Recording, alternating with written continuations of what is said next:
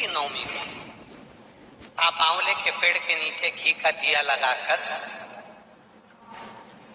मौली, मौली मतलब हाथ में जो नाड़ा बांधते हैं, लच्छा, मौली, लच्छा, नाड़ा, हाथ में बांधने वाला पूजन वाला धागा लाल। श्री शिवाय नमस्तुभ्यम। दोस्तों, जैसा कि आप सब जानते हो 5 जनवरी को है शुक्रवार का दिन और शुक्रवार के दिन पड़ रही है नवमी तिथि। तो पूज्य गुरु जी प्रदीप मिश्रा जी ने नवमी तिथि के दिन करने वाला बहुत ही अचूक उपाय बताया। यदि आप इस उपाय को करते हो तो आपकी जो भी मनोकामना होगी इस उपाय को करने से आपकी मनोकामना अतिशीघ्र पूर्ण हो जाएगी। यदि आप किसी कार्य के लिए बाहर जा रहे हो तो वो आपका कार्य पूरा हो जाएगा। इस उपाय को आप नवमी तिथि के दिन, किसी भी महीने की नवमी तिथि के दिन कर सकते हो। तो आइए जानते हैं दोस्तों उपाय कैसे करना है। जो उपाय गुरुजी ने बताया, यदि आपको कोई कार्य है बहुत दिनों से अटका हुआ है, या आप किसी नौकरी इंटरव्यू के लिए जा रहे हो, आपका कोई कार्य बहुत दिनों से अटका हुआ है, पूर्ण नहीं हो रहा, या आप अपने बेटी या बेटे के रिश्ते के लिए जा रहे हो, तो इस उपाय को एक बार करके जाइए। इस उपाय को मात्र नवमी तिथि के दिन करने से आपका जो भी कार्य होगा रुका हुआ वो कार्य पूरा हो जाएगा। आपकी नौकरी नहीं लग रही, इंटरव्यू सफल नहीं हो पा रहे, तो आपको इस कार्य उपाय को कर लेने से आपको सफलता जरूर मिलेगी। तो दोस्तों, इस उपाय को कैसे करना है, आपको एक दीपक तैयार करना है। दीपक चाहे आप मिट्टी का ले लीजिए चाहे आटे का, गोल बाती का आप दीपक तैयार कर लीजिए और 1 लोटा जल ले लीजिए। और अब आपको लेना है एक मौली, जिसे हम कलावा भी कहते हैं, लच्छा भी कहते हैं, और उसमें से थोड़ा सा धागा आप अलग तोड़कर रख लेना। अब इन सबको लेकर आपको पहुंच जाना है आंवले के पेड़ के नीचे। अब आंवले का पेड़ दोस्तों बड़ा होना चाहिए, इस बात का जरूर ध्यान। अब आपको आंवले के पेड़ की जड़ में 1 लोटा जल समर्पित कर देना है। उसके बाद एक दीपक प्रज्वलित कर देना है। अब आपके पास जो मूली है, लच्छा या कलावा है, उससे आपको 5 परिक्रमा लगानी है। अब जो जितनी भी मूली या कलावा बचेगा ना, 5 परिक्रमा लगाने के बाद उसे वहीं पर छोड़ देना है। जो अब आपके पास जो अलग से धागा है या मूली है या कलावा है, जो भी है, वो आपको आंवले की टहनी पर बांध देना है अपनी मनोकामना कहते हुए। इस उपाय को करके आपको घर आ जाना है। अब आपको दोबारा से 6 जनवरी यानी शनिवार का दिन, दशमी तिथि के दिन, आपको आंवले के पेड़ के नीचे एक गोल बाती का दीपक लेकर जाना है।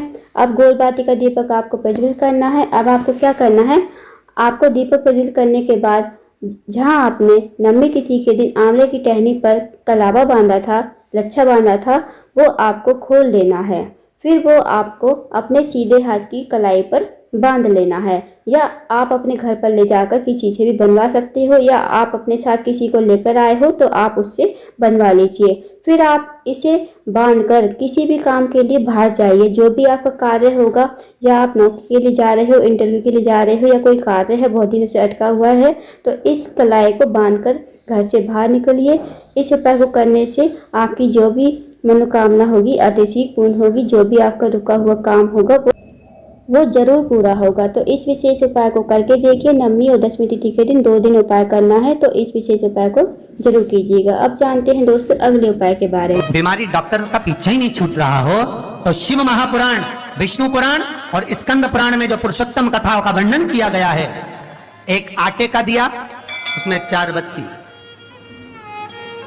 आटे के दिए में 4 बत्ती रखें, तिल्ली का तेल डाल लें, थोड़ा सा उसमें सरसों का तेल डालें।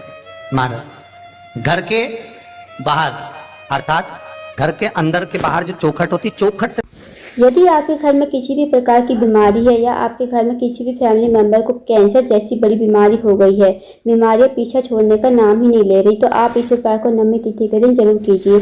आपको 4 बाती का दीपक तैयार करना है आटे का। अब उसमें आपको डालना है सरसों का तेल और काले तिल्ली का तेल।